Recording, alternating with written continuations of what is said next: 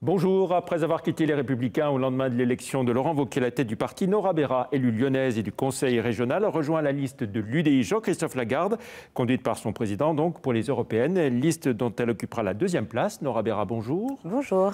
Vous avez donc trouvé un point de chute, la liste de l'UDI, et en bonne place, la deuxième. Encore faut-il que la liste franchisse la barre des 5% pour être... Vous voyez comment vous parlez de point de chute, comme si je cherchais à être logé quelque part, mais c'est tout l'inverse en fait. Il y a cette liste... vous avez bien envie d'être candidate aux européennes quand même. Non, mais c'est la manière dont vous abordez les choses. Il y a un projet, initié par un parti qui s'appelle l'UDI, et pour incarner un rassemblement de la droite et du centre, on m'a demandé si je pouvais rejoindre justement les Européens, puisque cette liste s'appelle les Européens, pour porter ce projet ensemble, ce que j'ai accepté. Alors, d'anciens de l'UMP ou des Républicains, comme Jean-Pierre Raffarin ou Agir, la droite constructive, soutiennent eux la liste En Marche Modem pour les élections européennes. Pourquoi pas vous ? Mais écoutez, il faut qu'il y ait un espace politique pour ceux qui n'adhèrent pas forcément aux idées des Républicains aujourd'hui, qui sont en pleine dérive droitière. Donc il y a beaucoup de gens, et vous avez vu un certain nombre de défections qui se sont passées depuis 2017. Et puis d'un autre côté, la politique d'Emmanuel Macron, qui a fait le pari du en même temps, et droite et gauche, ni droite ni gauche, et on voit dans quelle situation le pays se trouve aujourd'hui. Donc il faut un espace politique au milieu, sans être absorbé par les Républicains, ni par la République En Marche. Justement, sur la question européenne, quelle différence fondamentale y a-t-il entre vous et les soutiens d'Emmanuel Macron ? Écoutez, Emmanuel Macron démontre tous les jours sa politique ultralibérale.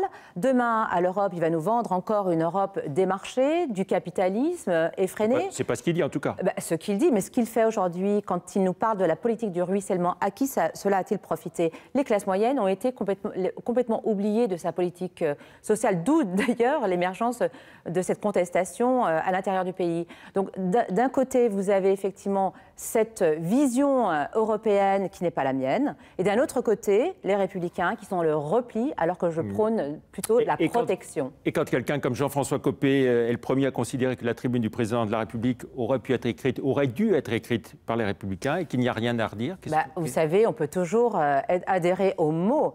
Cette lettre qui était effectivement un assemblage de belles phrases, mais qui a eu un accueil plus ou moins mitigé au niveau de l'Europe. Vous avez vu la réaction de l'Allemagne, qui est un pays cofondateur de l'Union européenne, et avec laquelle, finalement, on a adopter une posture et une certaine condescendance vis-à-vis des partenaires européens. C'est pas comme ça qu'on peut construire une Europe, c'est-à-dire poser les bons diagnostics et la réorienter justement dans l'intérêt des peuples.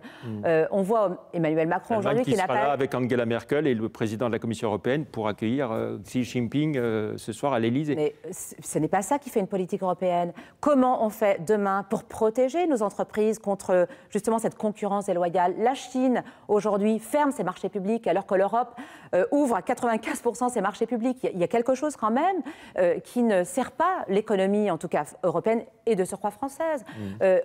Il faut absolument qu'on mette en place justement des outils, des instruments de défense commerciale tels qu'on a pu le faire, qu'on a essayé de le faire. En tout cas, il y a de nombreux chantiers qui restent à conduire. Et ce n'est pas une réunion diplomatique qui va servir un projet Si on devait retenir deux ou trois grandes propositions de la liste de l'UDI pour ces européennes, ça serait quoi? Écoutez, déjà, quand on regarde ce que Emmanuel Macron, par l'intermédiaire de Bruno Le Maire, propose sur les GAFA, on voit bien que les 400 millions de taxes récoltées seront totalement insuffisantes. Nous, ce qu'on propose, c'est déjà bien de le faire. Un titre de propriété des données personnelles. On voudrait que demain, d'ailleurs, le gouverneur de Californie va dans ce sens aussi, c'est-à-dire rémunérer les personnes dès lors qu'on utilise leurs données personnelles à des fins commerciales. Ça, c'est une mesure différente. D'autre part, nous proposons effectivement de travailler sur la question des migrations. On ne peut pas continuer à fermer les yeux sur ce qui se passe au sud de l'Europe ou à l'est de l'Europe. On ne peut pas laisser les pays frontaliers seuls vis-à-vis des flux migratoires. Nous proposons une politique étrangère commune. Nous proposons aussi un ministère européen d'immigration, une sorte d'agence européenne.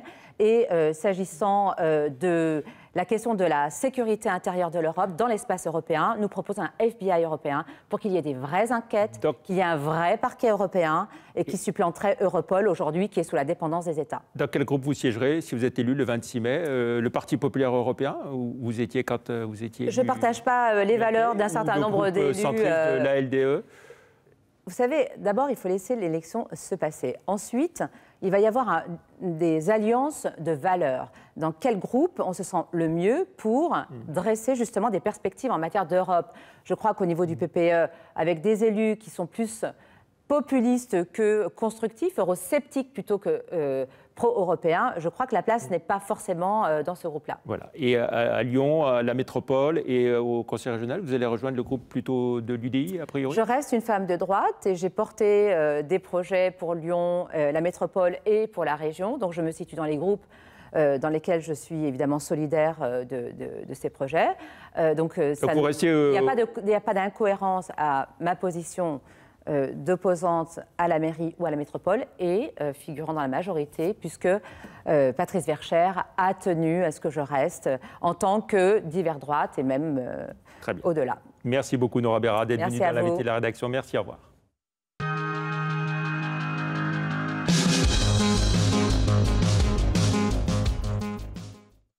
Événement.